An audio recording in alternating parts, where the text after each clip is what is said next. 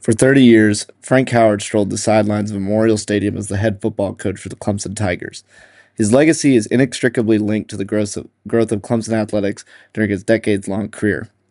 Throughout his tenure, the university around him changed in ways that were unforeseen when he first arrived at Clemson as an assistant coach in 1930. This documentary is less the story of one man, but more the story of a university and the world surrounding one of the most influential figures in Clemson history. This is not necessarily a Frank Howard documentary. Yes, I know his name is on the project's title. It says it's an examination of the evolution of not just one coach, but an entire collegiate program. It is an examination of the evolution of not just a university, but an entire community surrounding it. This is a project examining how Clemson University evolved from 1940, a small military college, to 1970, a pillar of the Southern academic sphere. This is the Howard years. The first Clemson football game took place on Halloween 1896. The Tigers traveled by horse wagon up to Furman. They engaged in a barbaric match of early football, a game created by snobby Ivy League sportsmen to one up each other in another arena beside academics and who was the alumna of the next president or Speaker of the House. Walter Merritt Riggs, then just a professor at the newly minted High Seminary, organized the first team and began practices in a field between Old Main and the Trustee House, where the Walter T. Cox Plaza, McCabe Hall, and where the Johnstone Pit is today. One member of the team, George Swigert, described the game against Furman like this: "Our first game was with Furman, the biggest men I had ever seen. Believe it or not, we won the game. We had a few trick plays. One was when the play ended near the sideline. Our lightest end would hide the ball under his sweater, and as the two teams moved towards the center of the field for the next play, he appeared to be injured, and then when things were clear, he would make a beeline for the goal." Another member of the team, Dr. Rhett Turnipseed, quipped, "It was just pure brute force. One Clemson player, John Blaine of Blackstock, South Carolina, had his ear torn off and was disfigured for life." The story of Blackstock, or of Blaine from Blackstock, I should say, is very indicative of early football. This was of course, pre NCAA, and in 1905, through the Teddy Roosevelt administration, the NCAA was created. Now, a lot of the great early football innovators were men of the North. Walter Camp, Amos Alonzo Stagg, Pop Warner, and Fielding Yost. Coached at places like Yale, Harvard, Iowa State, the like. But really, the first great Southern football man was a man by the name of John Heisman. Now, like Walter Merritt Riggs, he's a man from Auburn, and in 1900 he came to Clemson. John Heisman comes to Clemson in 1900. In the 1900 Clemson Chronicle on page 19, Heisman is described as the right man in the right place, and with the veteran material that he is chosen from, will get a varsity that will be hard to defeat. In the same way that Frank Howard is sort of the most important figure in Clemson athletics history, I'd argue that John Heisman is that for college football history. After all, the most prestigious trophy in the sport is named after him, the Heisman Trophy. It's no wonder why his name is plastered across this trophy. He had helped create things like early formations, early practice plans, um, and the line of scrimmage and the forward pass is probably his greatest invention. During his time at Clemson, Heisman made Clemson into one of the first great Southern powers. The Tigers won three straight SIAA titles. The SIAA was sort of the precursor to what we know today as the ACC and SEC, or what they would have known back then as the Southern Conference. And when we say Southern Conference, we mean like the Southern Conference Clemson played in, not the one that today that Wofford or Furman plays in. Unfortunately, after 1903 and a 73 to nothing whipping by Georgia Tech in Atlanta, the Yellow Jackets swooped in and hired Heisman. He was paid at Clemson, but he was paid even more at Georgia Tech. The big kicker, according to the New Georgia Encyclopedia, was he was the first paid coach in college football history, earning $2,500 and 30% of the gate receipts from home games. Even back then, in 1903, money talked in college football. Throughout the next 2 decades after Heisman's departure, the Tiger football team was mostly mediocre. They were always a middle of the pack team in the extremely large Southern Conference. At times, this conference could have 20 to 30 teams in it, ranging from Alabama to Sewanee. It was kind of the Wild West of college football back then. 1934, or sorry, 1931, I should say, the Tigers hired Jess Neely to be their coach. Um, the Tiger reported Mr. Neely not only received more recommendations from the outside than numerous other applicants, but he's also appealed to the cadets who met with him during his short stay here last week. Now, Neely's hiring was interesting for two major reasons. One, he helped restore the Clemson program, which we'll get to in a little bit. But another was his ties to Alabama. Now, as we know, Clemson, Alabama sort of formed and shaped the college football playoff era that we know today. Now, get this. So, Wallace Wade, then the coach at Alabama in 1930, he is the head ball coach. Jess Neely is an assistant under him. And guess who plays on that team? A man by the name of Frank Howard, kind of a big deal. Anyways, Frank Howard succeeds Neely. He's the first Clemson coach to be a graduate of Alabama. Now, after Howard in 1972 comes Hootie Ingram.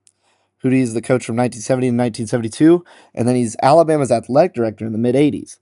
Charlie Pell comes in a few years later in 1977. He played under Bear Bryant. Danny Ford more famously played under Bear Bryant, and of course Dabo Sweeney played under Gene Stallings and won a national championship at Alabama. Another sort of forgotten piece is Tommy Bowden. He was an assistant at Alabama for a few years, and all this connecting forces between Alabama and Clemson, it all started from Jess Neely in 1931. So think about how much of the college football playoff era has already been influenced by these two teams. Well, we can all thank Jess Neely for that. Pretty amazing stuff. Neely's hiring kickstarted the second great era of Clemson football.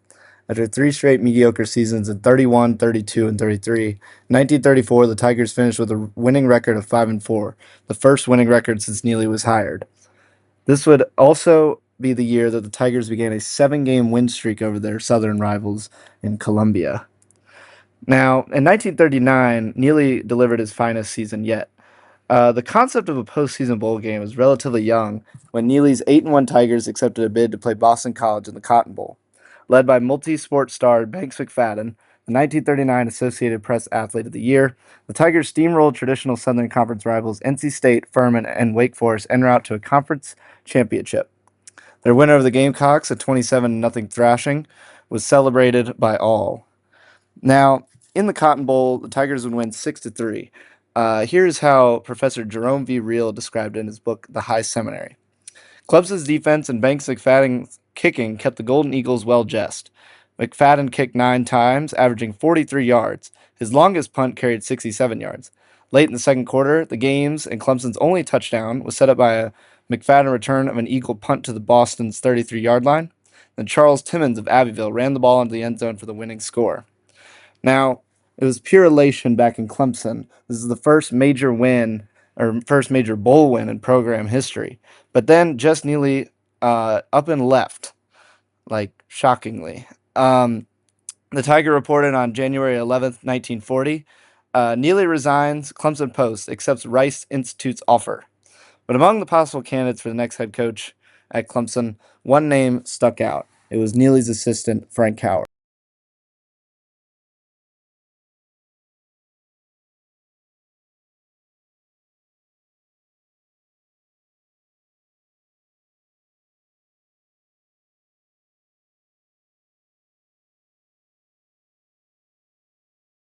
Alongside the headline of Neely's resignation in that January 11th edition of the Tiger, an even bigger headline stuck out as well.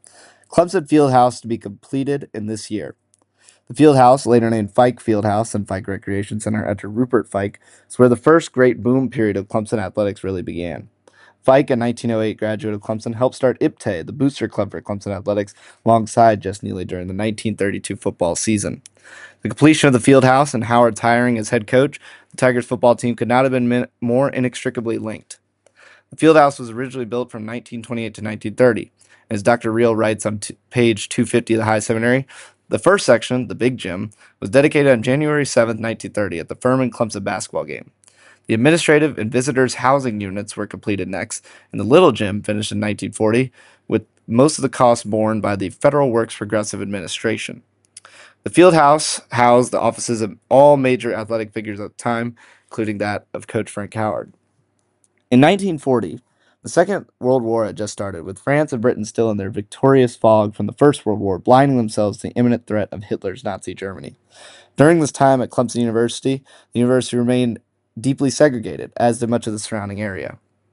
College was still strictly a military school, and sitting president Robert Franklin Poole was a Clemson grad, World War I veteran, and former football star himself in the early 1900s. There were about 2,400 students at Clemson College in 1940. 1941, the statue of Old Green Tom outside of Old Main was unveiled, as many people know from their graduation photos. While the university was making incredible improvements with the completion of Riggs Hall, Serene Hall, and Fike Recreation Center, amongst other projects, the real pressing issue of the day in the athletics department was what to do with the dilapidated Riggs Field. Now, Riggs Field had been the home of the Clemson football team since 1915. Prior to that, the Tigers practiced in the aforementioned grass area next to Old Main, played on Bowman Field. In his departure, Jess Neely gave a stern warning to Frank Howard. He told him, "Don't ever let them talk you into building a big stadium. Instead, put 10,000 bleachers behind the YMCA. It's all you'll ever need." Now, the YMCA he's referring to here is, of course, Holzendorf Hall, which is, of course, right next to the modern Riggs Field. Instead, with the funding help from one of FDR's many public works projects, the university began construction of a new venue in a valley to the west of campus down a steep hill from the Calhoun Plantation home. During the summer of 1941, according to Dr. Reel, Coach Howard, his small staff, none including Howard, received any extra compensation, and the returning football team prepared the playing surface on this new field. Over the course of a year from September 1941 to the following September, Memorial Stadium was constructed, holding 20,000 fans. The stadium was rather bare bones, having no lights, no plumbing, a small press box, and a locker room across the street in Fike Fieldhouse. The bleachers were all wooden and built into the northern and southern slopes of the valley, leaving no entrance portals except at the top of the bleachers. Tigers went 2-1 in their first season in Memorial Stadium. Now, the reason they named it Memorial Stadium is actually really interesting. A lot of people wanted to name it Clemson Memorial Stadium, but the university argued, or many in the university argued, that naming it Clemson Memorial Stadium would confuse a lot of people. This is because it could be a way of sort of memorializing Thomas Green Clemson's service to the Confederacy rather than the real reason they named it Memorial Stadium, honoring those who had died during World War I and who were Clemson grads. Between the completion of Memorial Stadium was the U.S. becoming more involved in the Second World War. On December 7th, a day that lives in infamy, Japanese bombers attacked Pearl Harbor. The Tigers' first issue since the attack, the front headline blared, "Poole sees no change in graduation, courses same, plan defense work." The commitment of Clemson men to the service was treacherous for the university to navigate. Dr. Reel writes on page 305 of the High Seminary, "During the fall of 1942, the Clemson student population increased slightly, but by 1943 to 44, student enrollment had fallen to 752, the smallest number since 1920 to 21. And the student body would be that small and smaller through 1945. Campus life suffered tremendously during the war. The Tigers publication shrunk to one paper per month. Many social fraternities, honor societies, and clubs shut down for the duration of the war. It was likely the most trying time in the university's history to that point. While the smaller sports teams like basketball and baseball were wildly successful during the wartime conditions, the football team suffered dearly. From 1942 to 44, Frank Howard's team compiled a record of 9-17. However, the two high points were big wins over the Gamecocks in 42 and 44. Aside from that, Howard's squads were mediocre at best, below 300 winning percentage at worst. With the end of the war came the end of the hard times at Clemson University. On May 18th, 1945, the Tiger published Commencements, Visitors' Day to be held Sunday. Dr. D.W. Daniel was quoted as saying, "Today, the sun of the righteous has risen and broken through the dark clouds and is scuttling away." The Tiger noted the attendance of over 5,000 alumni across all branches of the military and various campus churches. Over 1,000 attended the service headlined by Dr. Daniel in Old Main's Chapel. But to the end of the war, it seemed to rejuvenate the Clemson College football team as well. In 1945, the Tigers finished with their first winning record since the outbreak of the war. And in 1948, Frank Howard and his Fighting Tigers delivered their magnum opus. In 48, to open the season, the Tigers faced off against in-state foe Presbyterian. This particular matchup was notable for a few reasons. I'll let Dr. Reel tell the story. For the game, Lonnie McMillan, Presbyterian head coach, was asked how he felt about taking his team year after year, annual occurrence since 1930, to Clemson for the opener.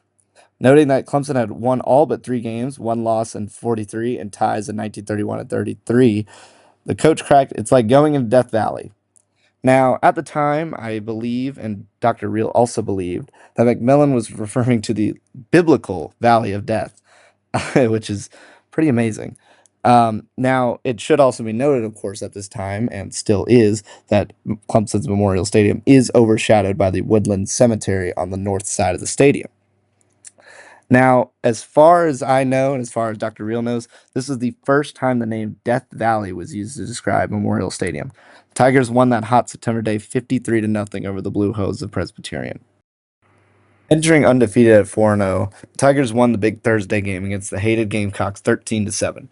Dr. Reel described the game like this: USC, led by freshman Steve Wadiak, led 7-6 with 4:15 left in the contest. At that point, the Gamecocks had to punt from their 28-yard line. Phil Prince smashed to the line to block the punt, whereupon Oscar Thompson scooped up the ball to carry it across the South Carolina goal line for a 13 to 7 Clemson win. The winner of the Gamecocks propelled the Tigers to the Gator Bowl to face their fellow Tiger school, Missouri. The game was an offensive shootout by 1940s standards, as Fred Cohn, Clemson legend, carried the ball 14 times for 72 yards, scoring twice, in a 24 to 23 Clemson Tigers win. For the first time in school history, the Tigers had gone undefeated, untied, and finished 11-0. For the Tigers, their victories were celebrated with the utmost enthusiasm. In the first Tiger issue since the win over Missouri, Bob Bradley, the legendary sports information director, wrote, "When the victorious Clemson Tigers left Jacksonville on Sunday night, they carried 2 trophies and about 37 Hamilton watches. Seems the art of gift giving the winner of bowl games still existed back in 1948. 2 years later, the Tigers went undefeated again, defeating Miami in the Orange Bowl and finishing 9-0-1. Notable wins in the regular season included a 41-0 victory over Auburn, a 34-0 victory over Missouri, and a 13-12 win over ranked Wake Forest. A very rare occurrence to see a ranked Wake Forest team, of course. Now, the Tigers had to go down and face Miami in the Orange Bowl, which was their home stadium. Of course, they pulled out the win in the end, and here's how. The Tiger reported the Orange Bowl win like this: Clemson's spectacular country gentlemen took advantage of the 3 fourth quarter penalties suffered by the University of Miami to edge the Hurricanes 15-14. Backed up in their own 4-yard line by 3 violations, Miami tried to run the ball. However, when the Canes quarterback gave the ball to Frank Smith, he had not reckoned with senior guard named Sterling Smith. Sterling broke through and smeared the Miamian behind the goal line to give the Tigers their margin of victory. Howard's successes post-war were mirrored by a greater expansion of the university as it inched closer to a national brand. Brackett Hall was completed in 1951, and Johnstone Hall began construction in 1952. McAdams Hall for engineering and Olin Hall were completed in 1950 and 1953, respectively. Also around this time, the issue of race began to really take hold at Clemson. Now, the subject of race and how it shaped Clemson College up to this point in the 1950s is still something scholars are researching to this day, including myself, if you want to call me a scholar. Many of the first academic buildings, such as Hardin Hall, Godfrey Hall, Old Main, and the barracks built for cadets, were using African American convict laborers. The house that Howard built, Memorial Stadium, sat in the shadow of Woodland Cemetery. And in 2020, of course, Woodland would sort of reveal the fact that there were over 500 convicted laborers, slaves, and indentured servants buried in unmarked graves. Now, with the construction of Memorial Stadium and its geographic proximity to the cemetery, it is highly likely there were bodies also in the sort of construction zone that were lost to time due to construction. Now, also, in the West End Zone parking lot today, where the Tiger Walk is, there was an entire neighborhood called the Bottoms neighborhood, where all the African American workers at the university, typically custodial workers or cafeteria workers, would stay with their families. Now, in the summer months of 1948, while Howard and his men were prepping on the practice fields for their undefeated season, Clemson University received applications into the college from Spencer M. Bracey and Edward Bracey. Here's how Dr. Reel described this development. In June 1948, the Register received applications from Spence M. Bracey and Edward Bracey, desiring to transfer from South Carolina A&M, now South Carolina State, each listed as Negro as his race. The trustees met to ensure that Clemson's correspondence with the applicants conformed to the letter of the state's law. Not surprisingly, the board directed Poole to respond that Clemson was full, that it was well established policy of this state to furnish separate and comparable facilities for the education of white and Negro races within the state, i.e., separate but equal. This is only the beginning of the integration efforts at Clemson University.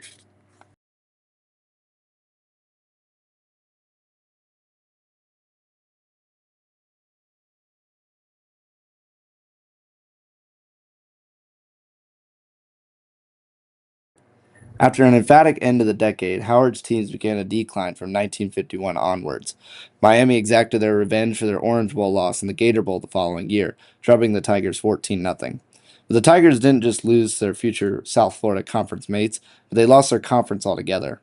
The Southern Conference was one of the founding conferences in all of college football. Amongst its ranks included teams like Alabama, Clemson, Auburn, Georgia Tech, Georgia, and including smaller programs like William and Mary, Sewanee, and Tulane. Now, in 1932, the Southern Conference had a huge split. Ton of schools left to join what we now know today as the Southeast Conference, or the SEC. And then in the early 50s, Clemson and Maryland would be blacklisted for their involvement in postseason bowl games. Now, the Southern Conference wanted to move away from bowl games because of a bunch of scandals they had had with point shaving and programs paying players. Now, as Clemson pointed out in the 1952 edition of the Tiger, this was the first time in the history of the Southern Conference that a member institution had been denied this privilege. We have again studied and discussed various issues that have brought about the unusual denial of a Southern Conference member to participate in a bowl game on New Year's Day. Now, Maryland and Clemson would both become independent schools the next year, which means they had to make their own schedules. Because of this and scrambling to find teams to schedule, Howard's team would finish 2-6-1 after only finishing undefeated about 4 years before. Around the same time the football program began to slide in the early 1950s, the university entered a very trying time. In a report to President Poole, J.C. Littlejohn, longtime business manager and namesake of Littlejohn Coliseum, delivered horrible news for the university's future. As Dr. Reel writes on page 405 of the High Seminary, in March 1953, Littlejohn alerted Poole that USC was planning PhD programs in biology and chemistry, two fields central to Clemson's land-grant institution. Now, another thing that was becoming a big controversy at the time was the admittance of women to Clemson College. One state senator wrote to President Poole, "Women are entering technical fields. Many are leaving the state to acquire their education. There should be a place for them at Clemson. Clemson cannot fulfill its full obligation to the state of South Carolina unless its doors are open to girls as well as boys." Now, in 1955, of course, after both the legal battle and the university finally letting women into the university, the attendance woes that had been present throughout the late 40s seemed to go away. In September 55, the Tigers' front headline read, "New record set as 1,067 freshmen enter the school." Now, this was pretty major because the co-ed education at Clemson would basically help create what we now know today as a modern R1 institution. Now, as the college began to finally see an upturn in both enrollment and progressivism by 1950s standards, the Clemson athletics wing of the college became a founding member of the newest Southern Conference offshoot, the Atlantic Coast Conference. Now, Clemson would form this conference alongside Maryland, UNC Chapel Hill, North Carolina State, Virginia, South Carolina, Duke, and Wake Forest. Maryland would win the first conference title in 1953 en route to a national championship. Now, similar to the post-war boom period at Clemson, the football team began to rebound towards the end of the 1950s. 1956, the Tigers won their first ACC football title with a 7-2-2 record. The Tigers were led by a stingy defense that allowed a whopping 13 points to conference opponents all year. In 58, Howard and his men added another Clemson championship to the trophy rack, just eking out the hated Gamecocks, who decimated the Tigers 26-6 for the conference crown. After this, the Tigers would head to the 1958 Sugar Bowl against the Bayou Bengal LSU Tigers and future Heisman Trophy winner Billy Cannon. The Tiger recap of the game noted, Sugar Bowl 1959 will always be remembered by Clemson fans and football fans everywhere. Clemson was proven to be no slouch on offense or defense. It came oh so close to pulling the upset this year. Clemson lost that game 7-0. Now, it seemed for Clemson to win that game against LSU, they would have had to move heaven and earth to scratch one touchdown across. And speaking of moving heaven and earth, back home in Clemson, the university was doing just that.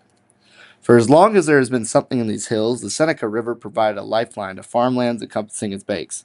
The fertile soil of the river bend extended all the way up to the modern perimeter road on campus, and this was the place where John C. Calhoun and later his son-in-law, Thomas Green Clemson, subjected slaves and indentured servants to procure cotton and other cash crops. In the late 1940s, the federal government of the United States planned on damming and creating a lake through the Seneca River. This would have essentially destroyed what is most of Jervey Meadows today and flooded the modern football stadium that had just been built 7 years before. Instead of doing this, the Board of Trustees and federal government came to an agreement in the 1950s to build dikes around the campus. This saved the meadows and also saved the football stadium. Now, before the construction of the dikes, the Woodland Cemetery extended much more west of the campus, where the modern West Enzo parking lot and R3 parking lots are today. Due to the construction of the dikes, the clearing of the future parking lots destroyed and desecrated the remains of many unmarked graves of enslaved people. There were stories of where they would dig up the dirt to use to build the dikes, and they would find hair and bone fragments amongst the dirt. The university petitioned the state government to step in so the university could continue building the dikes. The court explained that the graves could be moved, ruling on account of its proximity to the petitioner's campus, it is presently much needed for the orderly and properly development of the campus. With this ruling, both the campus and Memorial Stadium would expand.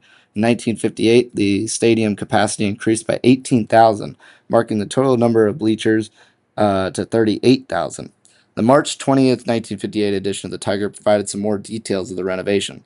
Memorial Stadium is undergoing renovation, which will increase the capacity almost twofold. The new stands will begin to rise very soon, and the Bengal Cats will be playing in a remodeled cage in the opener with Virginia on September 20th.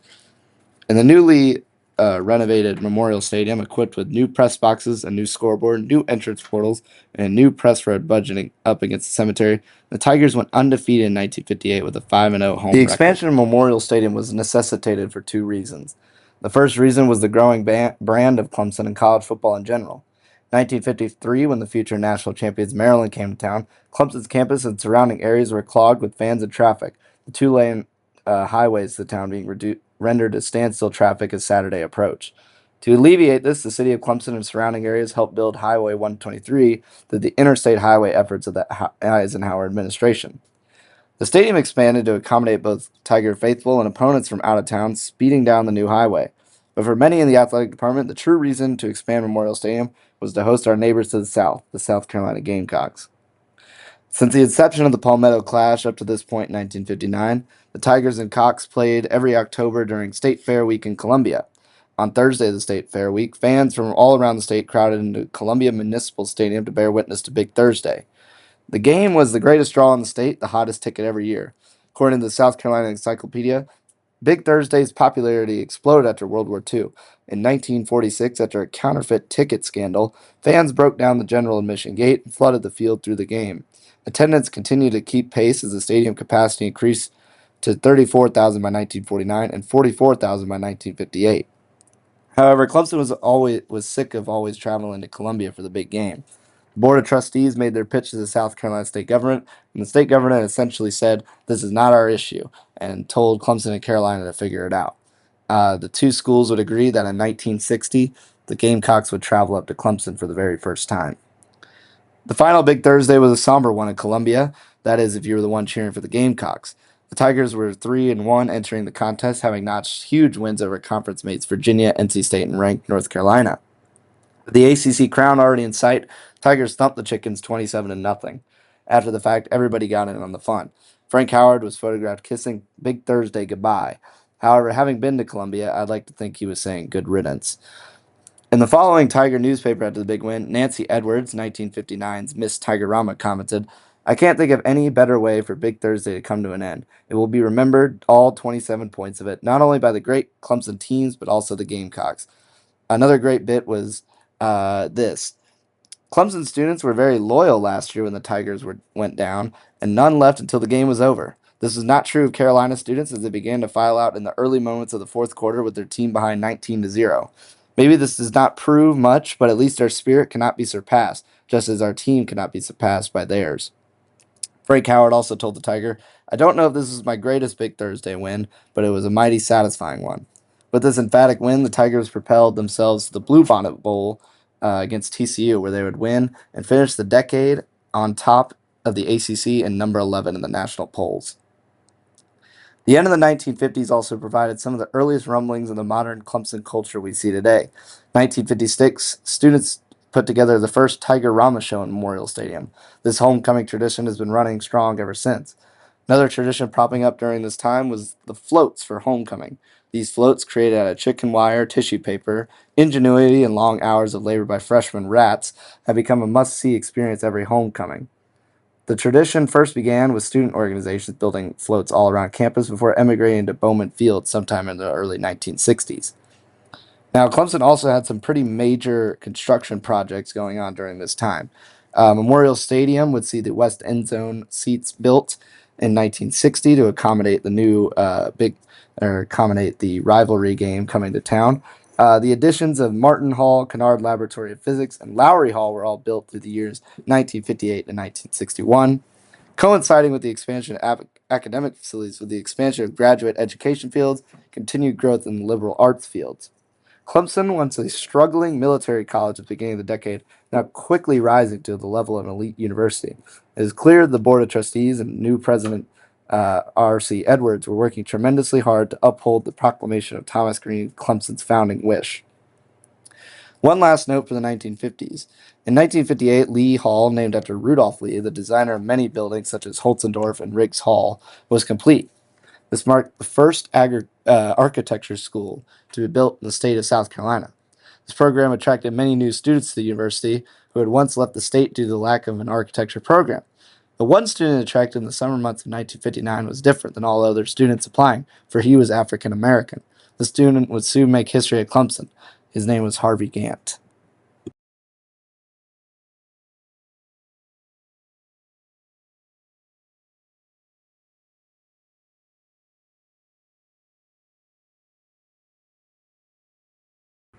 Culturally speaking, America was still deeply divided by the turn of the 1960s.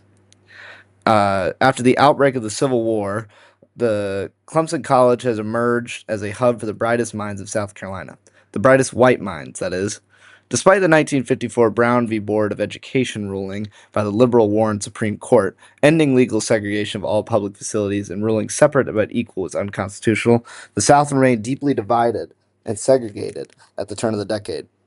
This was in clear disregard for the court's 1955 follow-up ruling that ruled integration must be done with deliberate speed. Clemson, along with much of the South, purposely prevented African Americans from entering their institutions by illegal means. This would continue for years after Brown v. Board.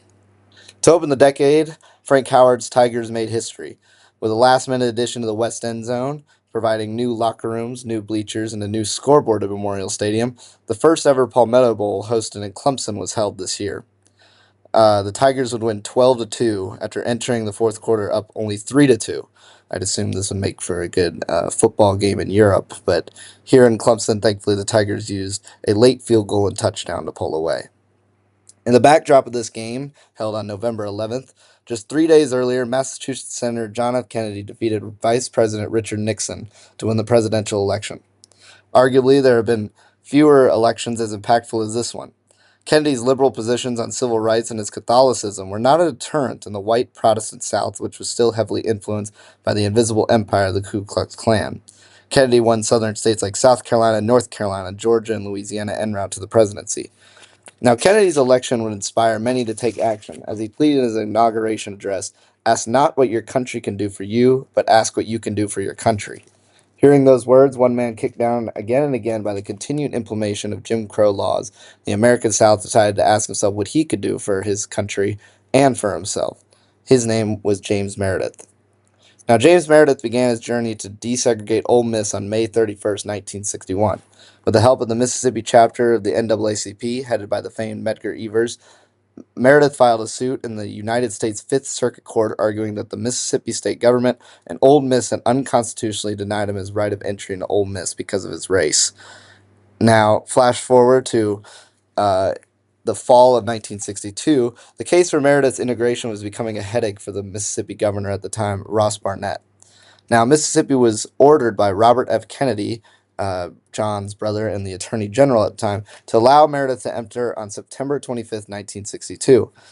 Now, Barnett did not like this because he, like many other segregationist politicians at the time, was banking his entire election campaign or re-election campaign on the idea of keeping Mississippi schools segregated. If Ole Miss, the diminutive school of the state, was to fall to integration, then every other school would continue to fall as well. Now, on September 29th, Ole Miss hosted Kentucky.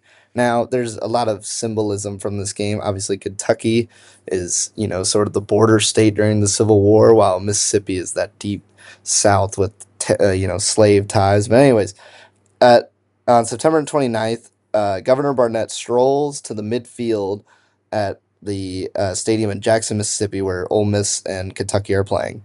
And here's how Wright Thompson, a Mississippi native and ESPN writer, here's what he had to write about the proceedings. The crowd screams for Barnett to speak. Unbeknownst to them, hours earlier he'd made a secret deal with the Kennedys to have Meredith enrolled. But once again, he's on the verge of changing his mind. He has been so hated and now he is so loved. He can't help himself. The enthusiasm of the crowd is taking him out to sea. A microphone appears at midfield. A single spotlight swings across the field until it illuminates the governor. Barnett walks to the microphone. The crowd falls silent. He raises his right fist. I love Mississippi, he yells. Throughout the game, Confederate flags were waved with great enthusiasm. The ringing notes of Dixie seemed to stretch long into the night. It was almost like the Confederacy didn't lose, and it was almost like the institution of Jim Crow couldn't lose. A day later, it all came crashing down in Oxford.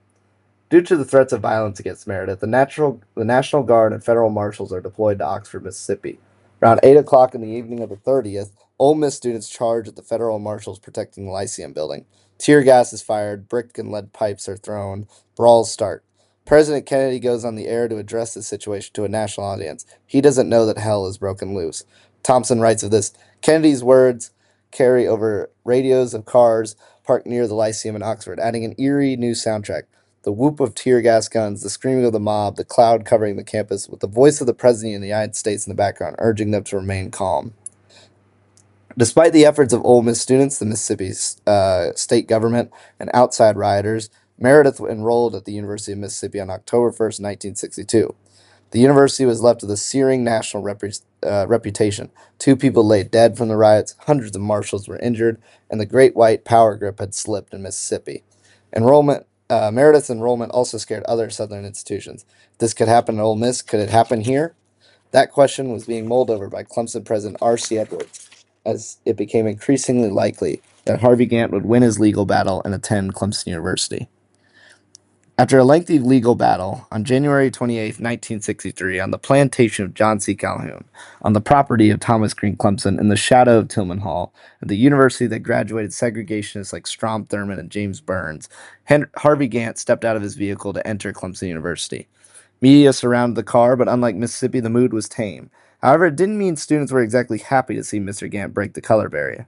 According to Dr. Reel on page 507 of the High Seminary, the Tiger staff summarized the general feeling seemed to be that students personally did not like the idea, but they, as individuals, would do nothing which would downgrade the high reputation of Clemson College or impede its admission. Now, Gantt told the Tiger in the February 1st, 1963 edition, I'm very happy to have this opportunity to attend Clemson. It is my main purpose to get an education. Now, one thing I did find that was really interesting is back in the old Tiger newspapers, there used to be a section called Dear Tom, where an editorial writer would write to the university's founder. Now, one writer, Ray Cardenas, wrote, I am so thankful to know that our students are being taught decency. I am happy to learn that students are learning that there is no difference in a man's color. Now, I'm convinced that Mr. Cardenas had no ill intent by saying this, but it is a bit ironic considering Thomas Green Clemson would have never imagined a black student at Clemson. November 1963. Darrell Hill had already broken out as a star for the Maryland Terrapins. He had once been a star for the Naval Academy, playing alongside NFL Hall of Famer Roger Staubach. But at Maryland, he was making history every time he set foot on the field. This wasn't just due to his incredible talent, his blazing speed, and incredible catching ability, making him the Calvin Johnson of his era. No, he was making history because of his skin color. Darrell Hill was the first black football player to integrate Southern football. Hill had been recruited by Maryland assistant coach Lee Corso. Yes, that Lee Corso. Right here! The purple cows! Cows! Oh, purple cows! His time at Maryland was tumultuous, as Southern fans weren't exactly pleased to see their teams being torched by an African American player. In a Washington Post article about Hill's experiences playing in the Deep South, teammate Jerry Fishman, who was Jewish and connected with Hill as two minorities on the team, recalls a particularly ugly experience at the University of South Carolina. Fishman stated, Darrell was attacked by fans as we left the field. We took off our helmets and held them by the face mask and swung wildly at a couple hundred fans who were blocking our way to the locker room. We had actually gotten quite used to their shouts of kill Hill, kill Hill. But when it got physical, we had no choice but to fight back. Only a few weeks after this near riot at South Carolina, Maryland traveled back to the Palmetto State to face off against Frank Howard's Clemson Tigers. Frank Howard was not pleased with Hill's inclusion into his conference. He was quoted at the time as saying, "They can make us admit these Negroes, but they can't make them play on my team, nor will we play against teams of Negroes or let them step foot in our football stadium." The Terrapins and Hill still played against Howard's Tigers. The Tigers won that day 21-6, but it was still a victory for Hill. The Tiger reported 10 of these completions in the game were to Hill for 83 yards, setting a Maryland school record. Another victory for Hill came through an unlikely source, his mother Palestine. According to the Don Marcus of UMTerps.com, Palestine had secured a ticket despite knowing that African Americans were not allowed to enter Clemson's Memorial Stadium. They were relegated instead to an area of dirt adjacent to the stadium that some called Ant Hill and others called by a racial epithet. With his mother being denied entry into the stadium, Hill went to plead for her entry. He met an unlikely helper along the way, Clemson president R.C. Edwards. Edwards told Hill, "I'm going to take your mother with my wife and I to our booth, and she can come back to my house after the game, and we'll make sure we'll get her back to D.C. safe." Hill added, he said, "Go out there and play the game," and his wife Louise said, "You go out and show him." In 2012, long after Frank Howard had passed and the menace surrounding Clemson's Death Valley had subsided to crowd noise, hellish heat, and swarming tigers rather than racial strife and hatred, Darrell Hill was honored by Clemson for his integration of college football south of the Mason-Dixon line. The ceremony took place on Howard's Field before a contest between Maryland and Clemson. On this day, 86,000 orange-clad Clemson fans cheered for Darrell Hill. Only 6 days after Hill stared down the face of racial evil in South Carolina, President John F. Kennedy was assassinated in Dallas. The fall of 1963 had already seen some of the most important moments in American history. The March on Washington, the bombing of a black Baptist church in Birmingham, which killed 4 little girls, and now the killing of the first president since Lincoln to outwardly advocate for black civil rights. Lost in all this was Hill's integration. The 1963 Clemson Tigers finished with a record of 5-4-1, ending the season on a 5-game win streak. The prime years for Howard's Tigers had been passed by the time the calendar flipped to 1964. While Father Time was catching up to Frank Howard, the same could not be said for Clemson College. Well, Clemson University. Yes, Clemson University. On July 1st, 1964, the Clemson Agricultural College of South Carolina moniker had been retired, as a bill by the state government of South Carolina gave way to a new moniker for Clemson, Clemson University. In his second volume of the High Seminary, Dr. Reel writes, Clemson's 8th president, Bob Edwards, would have agreed with even the oldest living alumnus that a new day had dawned. Now, women had attended Clemson for nearly a decade along with the men, although the numbers still skewed in favor of the men. And a few African Americans now attended Clemson, along with Caucasians and Asians, though Caucasians heavily predominated. In the same decade, buildings in the new modern idiom and in pink brick rather than red opened across the campus. The military social tide receded. In its place, a faculty senate, student government, fraternities, and sororities arose, just as the waters of Lake Hartwell arose. All while the university changed, the football team seemed to only grow more and more entrenched in their ways. The last years of the Howard reign began as his early years did, mediocre.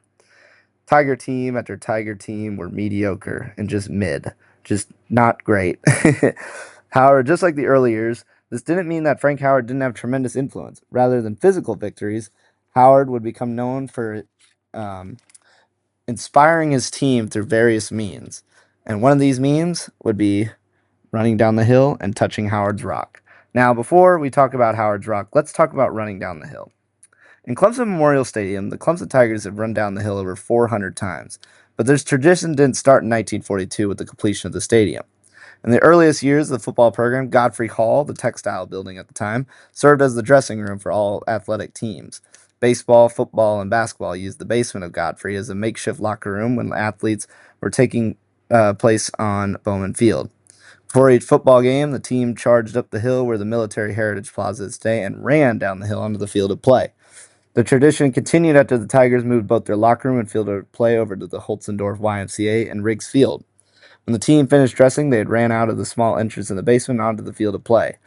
While these hills were much smaller than that of the hill we know today, the tradition stuck. Now, in 1942, with the completion of Memorial Stadium, alongside Fike Field House, where the locker rooms were, this would inspire the new running down the hill.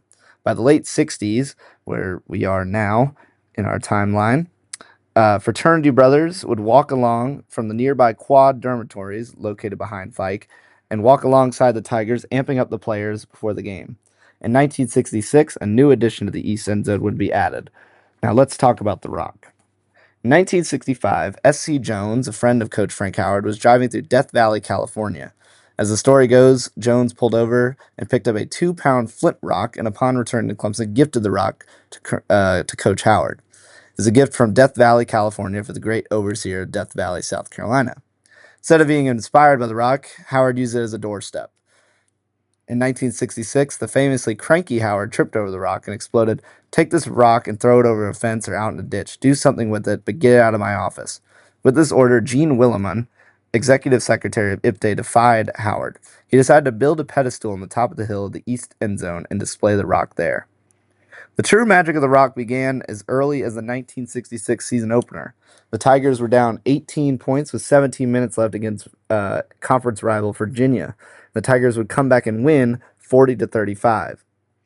Now, next year, 1966, this would be where the Tigers would actually first touch the Rock. It's kind of a common sort of misnomer, sort of. A lot of people seem to think it's in 1966, but it is in 67. It's a little weird. But the Tigers were playing Wake Forest, and before the game, Howard told his men the immortal quote, "If you're not going to give 110%, keep your filthy hands off my rock." Now, 1967 would prove to be the last great season for Howard in his coaching tenure at Clemson. The Tigers won the ACC title, and but there still were some other big wins here and there. Now, one of my favorite wins in Clemson history, even though I was not there for it, obviously, was also 1967. So, entering their November 18th matchup against number 10 North Carolina State, Frank Howard needed another motivation tactic. He already had the Rock, but he needed something else. Now, NC State at the time was a pretty big rival for Clemson. It's now known as the Textile Bowl. Both schools are pretty similar in the respect that both are the sort of underling to their traditional uh, big city schools, if that makes sense, even though NC State is in Raleigh. So, for example, Clemson has South Carolina. That's the law school, the business school. Clemson is tech and agriculture, at least back in the day. Now, the same goes for North Carolina and NC State. NC State is the tech school, the big land grant public school. North Carolina, big public school, but it's the old money, the law school, the business school, things like that. So the two schools have always kind of had that shared resentment, I guess, of the sort of city slicker elite, if you will. Now, coming into this particular 1967 game, the NC State was really good this year. And what they would do on defense is they would paint their shoes white. Now, it apparently started because a player for the Kansas City Chiefs would do this. And one of the NC State players on their defense just thought it was cool and thought it would be a nice motivation. So he brought it in. Now, to counteract the white shoes, a group of seniors, alongside Clemson's longtime trader Herman McGee, spent Friday night before their game painting all the players' shoes orange. Now, it seems when they walked down the hill. The fraternity brothers were even more fired up for this game. And as soon as they ran down the hill and the people saw the orange shoes, it was like a whole new team was there. Buddy Gore recalled, I will never forget when we ran down the hill and when the fans saw us in those orange shoes, there was silence for about 3 or 4 seconds. Then you heard the loudest roar when they realized we were all wearing orange shoes. The Tigers won the game 14-6 and clinched their share of the ACC title, and for the first time they had notched a win over a top 10 team in Death Valley, which, when you think about the prowess of Death Valley nowadays on the national scale, how many top 10 wins we've had in that place in the last decade, even, it's amazing that it all started from the Orange Shoe game in 1967. Now, after the game, Howard, of course, being the curmudgeonly figure he was asked by one sports reporter, how many tackles did those orange shoes make, coach? Now, Howard, being the way he was, said, none, but he did say this. But I will tell you there's something about football that makes boys believe in something that will help them. When they believe they could do something, they usually do it. While Frank Howard and his men were playing around with rocks and wolf packs, the university around them was evolving to a degree not seen in Clemson's history. While the 1950s were the first great modernization period of the university, the 60s is when Clemson University both literally and figuratively became Clemson University, fully co-ed, fully integrated, firing on all cylinders in various academic fields.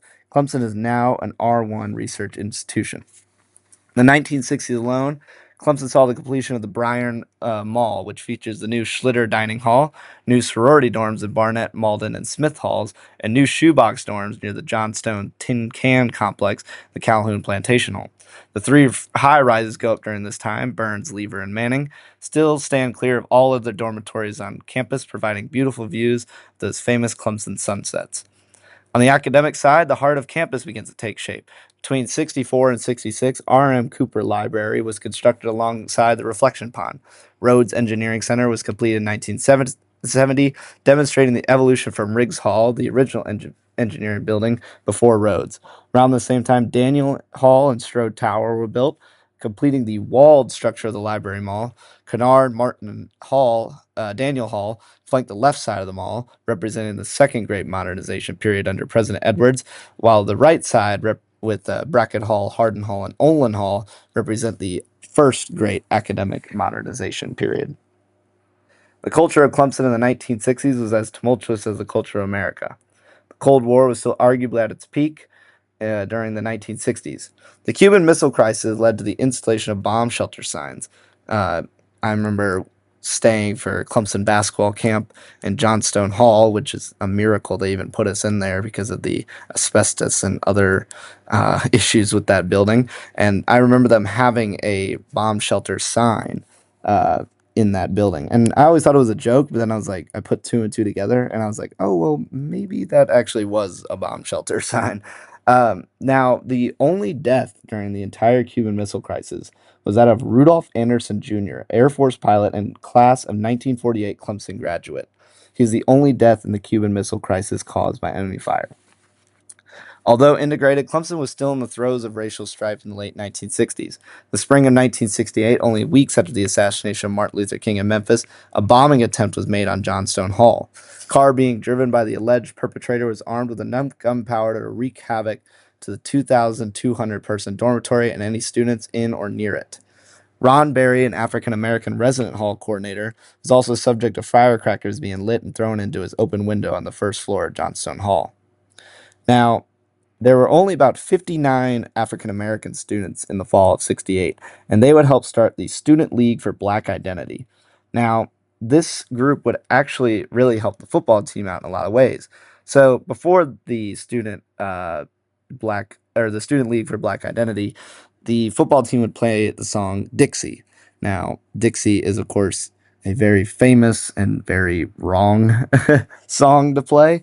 Now, Dixie was inextricably linked with a lot of college football programs. Clemson played it, Alabama, South Carolina, and of course, most famously, Ole Miss. Now, they got rid of Dixie. R.C. Edwards and Walter Dean Cox and Bill McClellan, the major planner in the athletic department, knew the Confederate flag as well had to come down. due to it making recruiting African American athletes more difficult. So Clemson got rid of both these things after the formation of the Black Student League, and they also got rid of what was called the Country Gentleman. Now, the Country Gentleman was a sort of secondary mascot to the Tiger. Dr. Real, according to Dr. Real, the mascot came about because of the gentlemanly behavior exhibited by Clemson alumni, players, and coaches throughout the nation during athletic ventures. Now, this uh, country gentleman evolved from sort of a city slicker, uptight gentleman to a hillbilly figure, and then finally to what it was in the '60s was an antebellum caricature. Um, so now the controversy surrounding these three things coming together in 1969 caused a literal standoff outside of Johnstone Hall one night. Dr. Real recounts a group of about 10 lightly armed young black men stood eyeball to eyeball with a group of about 20 lightly armed young white men in the loggia of the tin cans. I have the two groups hurled racial epithets, insults, ethnic slurs, and the threats of bodily harm back and forth for the better part of 10 minutes. Now, seeing this, Walter Cox organized a meeting with Central Spirit, urging them to take action. And Central Spirit, doing the right thing, banned the country gentleman, the Confederate flag, and Dixie as symbols of the athletic events shortly after. Now, another thing tearing up the Clemson campus during this time was the Vietnam War. Now, 25 Clemson grads died in Vietnam. One name that stuck out to me was Stephen Hilton. Dr. Real writes about Hilton. Hilton graduated in December 1966 and accepted a commission in the U.S. Marine Corps. After officer training, he and his sweetheart married at Christchurch Episcopal in downtown Greenville. Hill went to Vietnam and on August 25th, 1968, died in combat in the Quang Tri sector. He left his young wife and yet to be born daughter.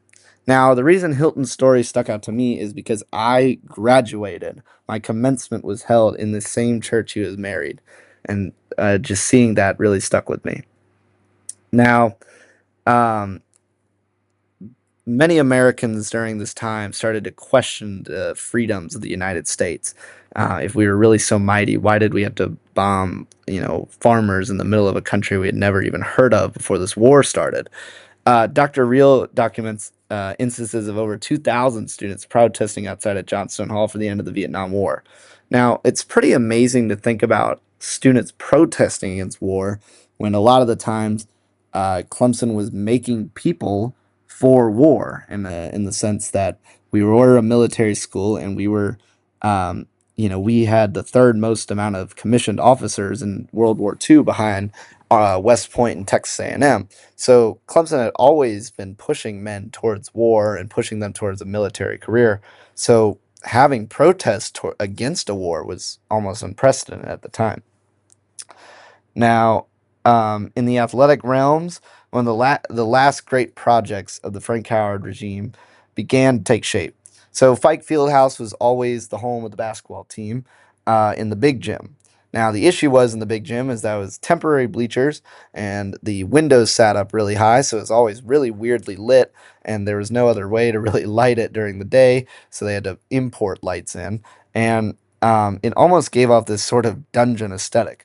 It was also hard for the press to get in, so there aren't like a ton of pictures of Clemson basketball actually in Fike Fieldhouse. Now, college basketball in the late '60s was beginning to really become popular due to the UCLA Houston game in the Astrodome in front of like 50,000 people.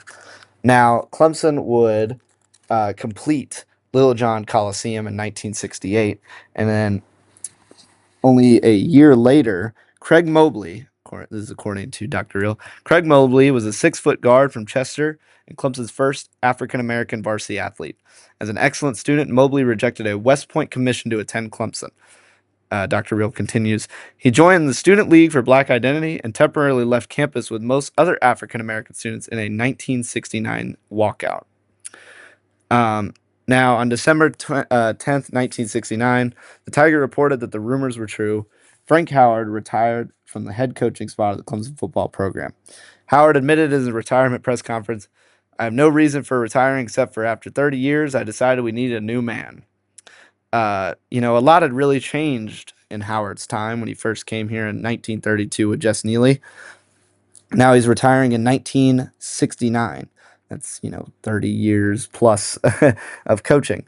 Howard would tell reporters, I coached track, was ticket manager, recruited players, and had the charge of the football equipment. In my spare time, I cut grass, lined the tennis courts, operated the canteen while the regular man was out to lunch. To demonstrate just how far he had come since 1932, 1970, Howard didn't have to do any of that stuff anymore. And that was where his coaching tenure would end.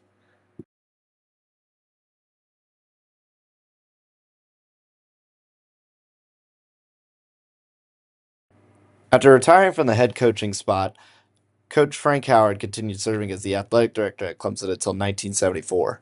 He retired again in 1974, this time from the payroll of the university, but still showed up to work every day at the Banks McFadden building into the early 1990s, serving as an ambassador for the athletic department. Now, his time as athletic director in the 1970s saw a few notable milestones: the introduction of the Tiger Paw logo in 1970, the beginning stages for the upper deck expansion of Memorial Stadium, the completion of the Jervey Athletic Complex, and the integration of the football team under head coach Hootie Ingram. Now, Clemson University is a leading institution in many academic fields. From the will of Thomas Green Clemson to the present day, this institution dedicated to the sciences and military training of young white men has become a thriving university in service to students from hundreds of nations, all 50 American states, and all races, classes, and sexualities. This evolution was not easy, of course. Change is never easy. But through it all, the Tigers played football, and through all the scrum down in the valley, the university became a shining beacon of academic excellence. Through all the hardship of the Warriors, the progressivism of integration and becoming coeducational, the trying times of the late 1960s, one man bore witness to all this. Starting in 1931 and ending in 1974, I don't think Frank Howard envisioned this Clemson University. But vision is different from sight, and Frank Howard, more than anybody else, saw this place change to the good, the bad, and the ugly. Today, the place where the Clemson Tigers still play is called Frank Howard Field. Before every game, as the Tigers run onto the field to the cheers of 86,000 people, they still touch Howard's rock, pledging to give 110%.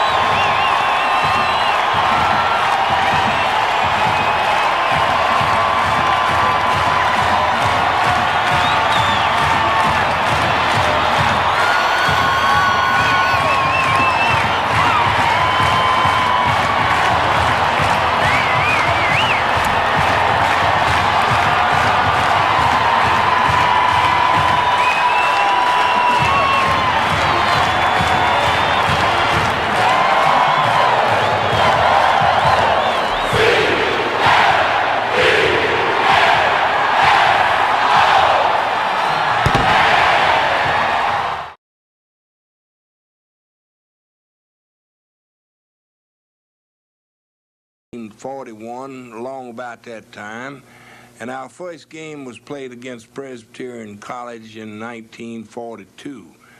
I remember way back yonder, they hung the gates at 1 o'clock, and we started playing PC at 2 o'clock.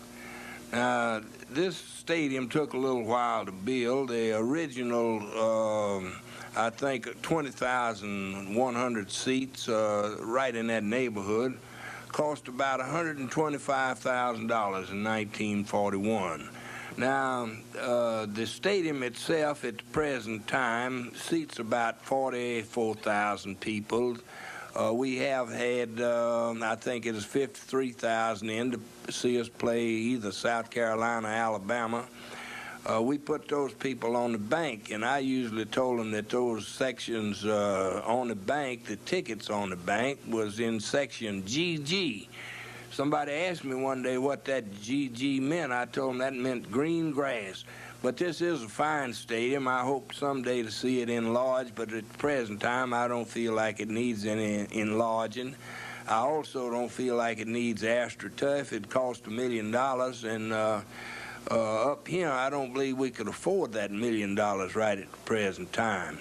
Up at the end here, we got a rock. It's Mr. Jones was out in Death Valley, California several years ago, and he brought this rock here and gave it to me. It laid around the office about 2 or 3 years, and one day I got disgusted looking at it, and I told Gene Williman, I said, Williman, do something with this rock. And I thought he was just going to take it out there and throw it on the hill, but he went out there and he built a right attractive place. It got to the point where, you know, you'd do anything to try to get boys to play better. And I remember one day that I wasn't too sure whether we was going to win or get humiliated. I told our boys, I said, now all of you that's 100%ers, I said, you go there and rub that rock as you go down the bank, and it'll give you super strength. And, of course, I said something like that, just try to put a little life in them, it'll be a little different. And some smart newspaper man, I imagine it was Herman Helms, I don't know who it was, but they put in the paper about boys rubbing that rock. I got a letter from a lady over in Travelers Rest, South Carolina, and, boy, she got after me pretty good. She said, I ought to be believing more in God and not rocks, and I'd win more. Well,